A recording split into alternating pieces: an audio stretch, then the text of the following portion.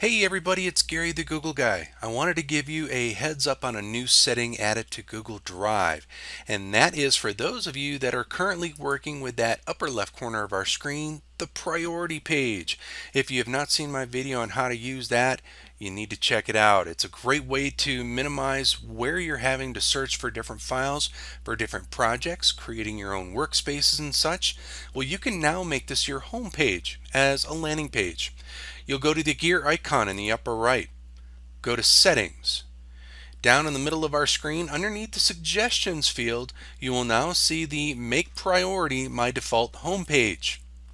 Turn that on, click on Done, and just like that, the next time that you come into Google Drive, that priority page will be front and center for you to start working with.